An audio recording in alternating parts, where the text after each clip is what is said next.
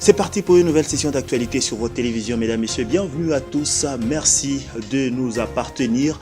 Journal qui s'ouvre avec cette matinée d'audience au gouvernorat de province. Le gouverneur a reçu en audience une délégation du ministère, ou plutôt du domaine de la santé, venue solliciter auprès du gouverneur son implication dans la réussite de leur projet condensé de toutes ses activités signées et Jeune Kibwe Kembe. Un appareil des diagnostics du paludisme. C'est ce que la délégation du projet Fionnette a présenté au gouverneur de province. Conduite par le directeur du programme national de lutte contre le paludisme, la délégation attend du gouverneur son implication afin de l'usage à grande échelle de l'appareil. Fionnette, qui est appuyée par l'entreprise Vianoé, qui est à Kipushi et à Kamoa, dans le là-bas, qui appuie le diagnostic du paludisme avec un appareil qui est spécialisé dans le diagnostic du paludisme. C'est ainsi qu'on est venu annoncer ça au gouverneur. Ça a commencé en 2016.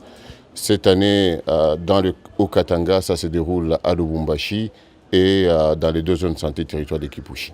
Et donc nous sommes venus solliciter auprès du gouverneur les soutiens d'autres partenaires pour que cet outil qui est bénéfique à la population puisse passer à l'échelle. Ensuite, le gouverneur Célestin Pondeka-Popo a reçu dans son cabinet de travail les membres de l'association du bien-être familial et naissance désirable, en mission de lutte contre le travail des enfants dans les mines. Les enfants doivent être d'abord identifiés pour qu'on puisse les intégrer dans les écoles. Et on aura à payer les frais scolaires, on aura à payer les manuels scolaires pour ce faire. Et pour ceux qui ont un certain âge, qui non seulement travaillent dans les mines, mais parce qu'ils ont été chassés des mines, se retrouveraient dans la rue, on va aussi pouvoir s'adresser à eux et on va apporter aussi un soutien auprès des familles, de leur propre famille, pour qu'ils soient encadrés suffisamment. Et avec son Excellence, il nous a fait part du centre de réhabilitation des enfants de Lukuni, où on leur apprend des métiers. Nous pensons que pour ceux qui auront besoin d'apprendre le métier, ils seront orientés vers les centres de Lukuni. Le gouverneur a promis l'implication du ministère des tutelles afin de préserver l'avenir des enfants de sa province. C'est parti pour le mois de mars, mois dédié à la femme. Le gouverneur de province du Haut-Katanga a donné le coup d'envoi ce jeudi. C'était au bâtiment de 30 juin au cours d'une célébration œcuménique. Organisation signée ministère provincial et division du genre, famille et enfants. Reportage et Jeune Kibwe Kembe. L'emblématique bâtiment du 30 juin n'a pas pu contenir le monde. Les femmes ont répondu et l'ambiance était au rendez-vous. Plusieurs chorales ont presté pour rendre gloire à Dieu d'avoir créé la femme.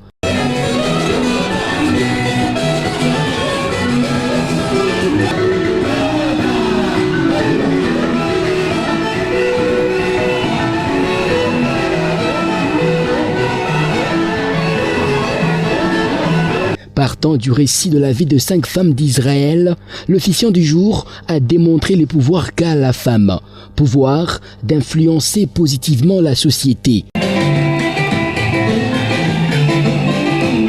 Pour honorer la femme haut-katangaise, le gouverneur de province, l'honorable Pondeka-Popo et tout son gouvernement étaient dans la salle. Avant de donner les coups d'envoi des activités du mois de la femme, l'exécutif a appelé les responsables d'entreprise à accorder une place de choix à la femme dans leur institution. Ainsi, les combats auxquels nous sommes collectivement invités aujourd'hui est celui de recréer l'équilibre dans notre société, en redonnant à la femme et à la jeune fille la place des personnages centrales, aussi bien dans nos familles que dans notre société, si nous voulons gagner le pari du développement. Je tiens à en appeler à l'implication de tous les responsables des entreprises, tant publiques et privées, en fait de garantir la participation de leur personnel féminin à toutes les manifestations officielles et commémoratives qui seront organisées tout le long du mois de mars dédié à la femme. Avec l'appui du gouverneur, le ministère et la division du genre comptent multiplier et diversifier les activités tout au long de ce mois en faveur de la femme rurale, cible principale de l'année. Lancement des activités du mois de la femme. Parlons-en encore dans cette édition du journal avec ses contours sur les à côté autour du bâtiment du 30 juin lors de la célébration œcuménique. Pascal Mpanga, reportage. À l'intérieur du bâtiment du 30 juin, la messe se dit, mais la salle ne pouvait contenir tout le monde.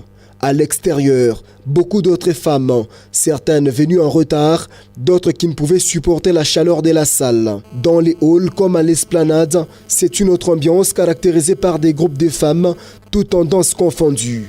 Femmes d'entreprise, femmes de partis politiques, venues pour prendre part à la cérémonie de l'ouverture de leur mois. Ces regroupements de femmes étaient aussi une belle occasion pour des petits commerçants d'exposer leurs marchandises. Le photographe n'était pas en reste. Ils étaient visibles ça et là à la recherche des clientes pour immortaliser ce moment. Le cas de ces jeunes hommes qui tirent des photos express. Il était venu à cette cérémonie avec tout son matériel de travail. Normalement, on n'est pas invité. On n'a pas d'invitation, on n'a pas de macarons, mais comme c'est la fête des mamans, c'est pourquoi nous sommes venus les honorer, les mamans, les femmes. Et tout au début, elles nous ont promis que l'on finisse d'abord avec les kilts. Après, nous allons nous photographier par rapport à nos groupes, nos partis, tout ça. Ainsi s'ouvre le mois de mars, au cours duquel plusieurs autres activités sont prévues. Au sortir de ce culte œcuménique, quelques femmes leaders ont donné leur point de vue au sujet justement de l'ouverture de ce mois de la femme. Elles sont au micro de Pascal Mpanga et Guélor Badibanga. Effectivement, l'action féminine, elle est toujours dans la monde paysanne. Nous sommes les femmes rurales. Telles que vous nous voyez, nous venons. Il y a d'autres qui viennent dans le territoire de Kambo, le territoire de Kikuchi. Donc la plupart des activités de l'action féminine, c'est valoriser la femme rurale. Et aujourd'hui, la femme de l'action féminine, elle a montré de quoi elle est capable, parce qu'elle fait des productions énormes. Par rapport à l'agriculture, nous sommes même dans la transformation, on a fait même la transformation de la farine de première qualité breakfast. Donc ça signifie le message qu'on peut donner aux mamans qui traînent encore le pas, nos mamans du milieu rural, ou bien les mamans du milieu urbain qui ne veulent pas appuyer ces femmes-là. Quand ils le regardent, on leur regarde avec un autre visage, au lieu de voir qu'elles aussi ont droit. Premièrement, c'était bien passé. Et deuxièmement, j'encourage les organisateurs pour organiser cette manifestation. D'avoir pensé aussi à nos amis qui sont du côté Mpueto. Je crois que c'était pour ça et d'avoir aussi donné beaucoup de choses pour eux. Et en plus de nous demander aussi de prier pour eux pour qu'eux aussi soient comme oui. Premièrement, d'abord, je remercie les personnes qui ont organisé cette manifestation et je les demanderai aussi de prendre courage et prier pour les amis de Mpueto et j'encourage beaucoup plus messieurs les gouverneurs. Nous ouvrons notre grand format de cette édition du journal le 1er mars. C'est un jour très important pour tous les corps de la protection civile. Une journée célébrée chaque année depuis 1980. C'est en vue de ces souvenirs des personnels de la protection civile, notamment les pompiers et tous les organes qui s'inscrivent dans les cas des actions qui s'inscrivent comme des exemples de courage et de patriotisme. Présentation de cette journée dans ce récit signé Rita Mungu.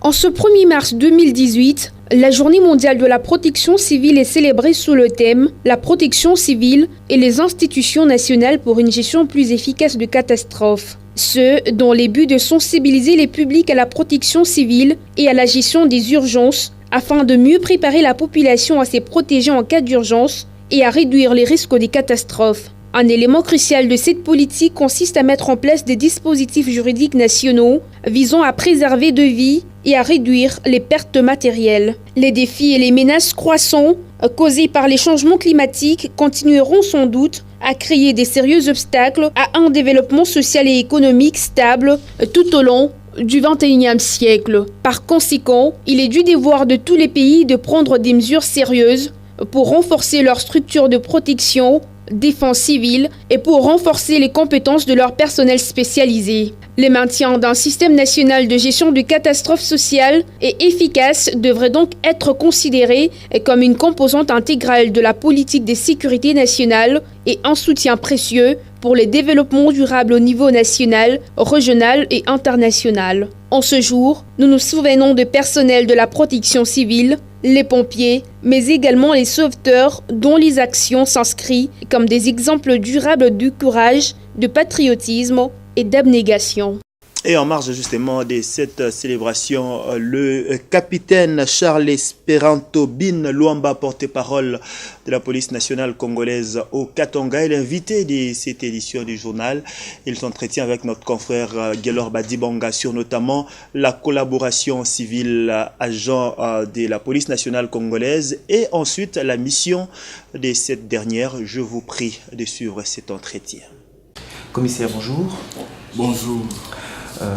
Comment s'y prend la police ici dans les Hauts-Katanga pour protéger les civils, d'autant plus qu'aujourd'hui c'est la journée internationale de la protection civile?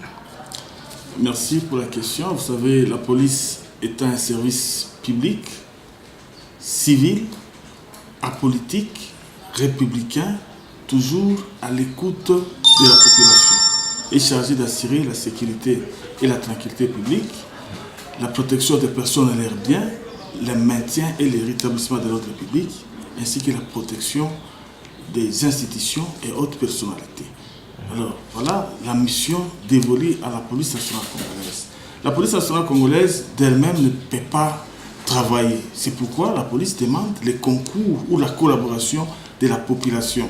Parce que tous les malfrats, tous les bandits des grands chemins, mais il reste tout dans la population. Raison pour laquelle nous profitons de votre caméra pour lancer un appel à la population de se faire complice de sa police et sa police, tout en dénonçant tous les malfrats qui sont d'ailleurs dans la population.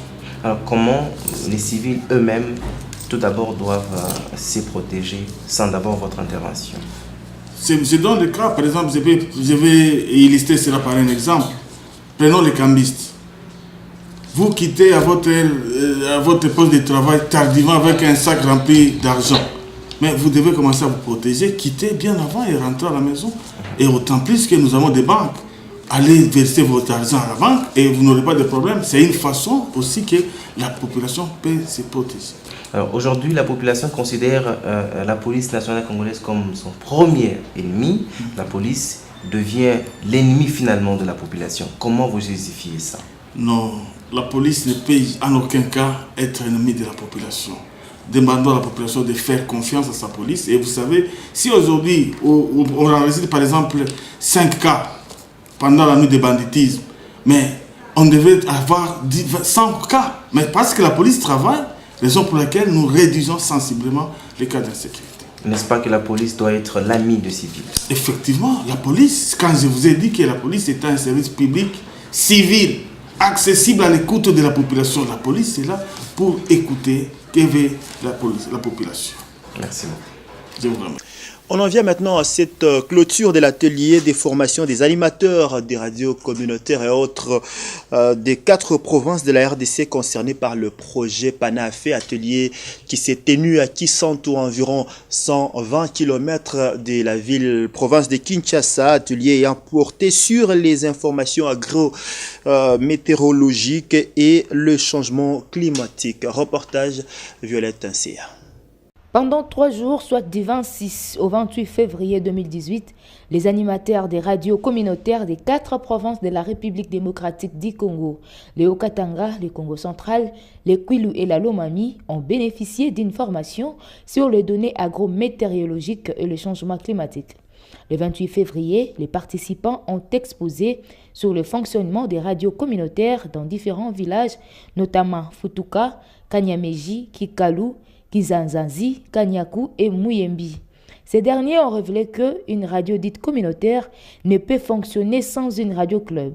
Étant celle-ci, elle revêt un caractère commun au service d'un public cible qui trouve leur intérêt sur la diffusion de la grille des programmes de ces différentes stations. Cette matière nous permet d'avoir un plus par rapport à notre communication dans nos milieux respectifs relativement aux objectifs que nous visons pour la sensibilisation autour du changement climatique. Je demanderai au fait d'être attentif à suivre les informations relatives au changement climatique par rapport au projet PANA-AFE, et les émissions, et aussi d'en faire large diffusion, parce qu'aujourd'hui, avec le réchauffement climatique qui affecte presque toute la vie de l'homme, si on est distrait, et ça risque de faire donc une catastrophe humaine. Grâce à cette formation, ce renforcement de capacité, nous allons pouvoir bien les comprendre et bien les exploiter. Et pour tirer les rideaux de la dite session, le coordonnateur de PANA-AFE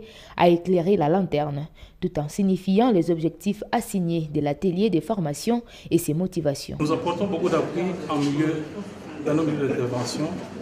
Il faut que les bénéficiaires soient organisés de façon à mettre en valeur les appuis, qu'ils les rentabilisent et ceux qui s'en approprient. Le projet apporte beaucoup d'appui pour améliorer le bien-être de la communauté. Il faut que ces derniers prennent conscience des appuis qui leur sont apportés, qui s'en approprient, de façon à assurer la durabilité des activités qui sont initiées par le projet. Retenez que PANA-AFE est un projet au renforcement de la résilience et de la capacité d'adaptation des femmes et des enfants au changement climatique en RDC.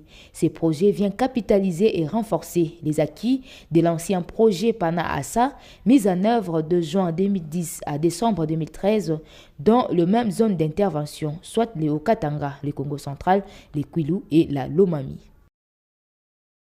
En ce jour, à Kisantu, dans le Congo central, la délégation du groupe Héritage a visité quelques chaînes locales. C'était dans l'objectif de s'enquérir du fonctionnement de tous ces organes de presse. Reportage, Violette Nseya. L'information étant indispensable pour une société et une nation, la ville de Kisantu, dans le Congo central, s'est dotée de 3 chaînes professionnelles, la RTKIS, Radio-Télévision Kisantu, RCK, la Radio Catholique de Kisantu, et la RTDSK, Radio-Télévision Dynamique de Kisantu, sont des organes de presse existants dans cette ville dans le Congo central. La délégation d'Héritage Télévision a rendu visite à la principale chaîne de Kisantu, RTKIS, dans le souci de comprendre le fonctionnement de la dite chaîne. C'est une chaîne d'un fils du terroir, à la personne de Excellence Antoine Gonda, l'ambassadeur itinérant. Bon, il a implanté cette chaîne depuis 2006. 2006 ici à Kisantu, oui, pratiquement 12 ans. Nous fonctionnons, bon, on n'a pas vraiment une équipe costaud, c'est parce que, dit par les moyens limités, on n'a pas une équipe costaud qui est engagée. Donc nous sommes jusque-là au total 9 personnes, dont 9 engagés, et nous travaillons avec des collaborateurs. Donc il y a des gens qui viennent, qui souscrivent pour passer des émissions à la radio et à la télé. Donc bientôt là, on va débuter les émissions à la radio, puisque l'émetteur radio ne pose plus de problème. Nous avons déjà lancé l'offre, et on a sélectionné une quarantaine de personnes qui vont commencer à nous aider à faire des émissions à la radio, à passer des émissions à la radio. Et nous avons un caissier, nous avons un chef technique, nous avons un monteur, et nous avons des caméramans, nous avons un cleaner. Donc, et nous avons aussi des jardiniers. La régie radio et télé fonctionne unilatéralement, le temps que le matériel digne de ces noms soit fonctionnel, a-t-il expliqué. Quand une chaîne est sans frontières, les partenariats et les visites restent sans limite. On va quitter Kisantu, direction Kisangani. Là-bas, on nous signale que la paix est menacée dans les 9 diocèses composant l'Assemblée épiscopale provinciale de Kisangani. La déclaration et des évêques de cette assemblée, c'est jeudi à l'issue des travaux des 4 jours. Les évêques fustigent notamment les climats moroses de ces derniers temps dans cette partie de la République. Depuis Kisangani, Laurent Kangissa.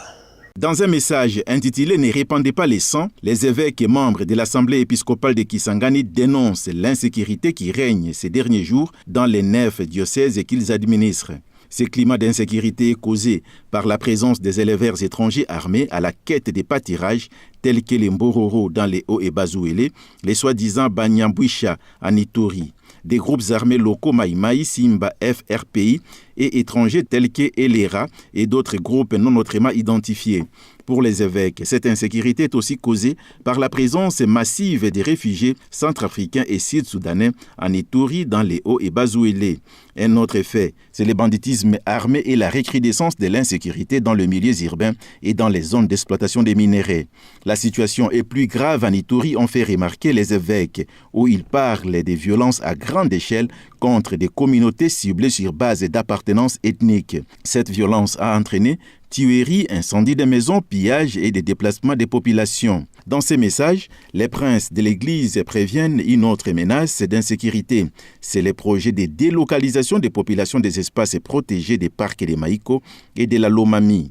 Pour amener la paix dans leur diocèse, les évêques ont formulé plusieurs recommandations, notamment suivez l'abbé Archange Campi, secrétaire de cette assemblée. Aux forces de l'ordre de savoir qu'elles partagent le destin commun avec la population qu'elles sont appelées à sécuriser, de ne pas utiliser contre cette même population les moyens qu'elle a mis à leur disposition pour sa protection. Nous exhortons la population à utiliser avec discernement les informations et les images qui circulent dans les réseaux sociaux, à éviter d'adhérer à des mouvements mystico-spirituels qui prêchent la violence. Cette assemblée épiscopale provinciale de Kisangani couvre les 4 provinces ici, de l'ex-province orientale et une partie d'Imanyema. Kisangani, Laurent Kangisa pour Radio-Télévision Héritage. Et c'est la fin de cette édition du journal. Je vous remercie de nous avoir suivis depuis partout à la limite de notre paramètre d'émission. Restez avec nos prochains rendez-vous. À très bientôt sur votre télévision.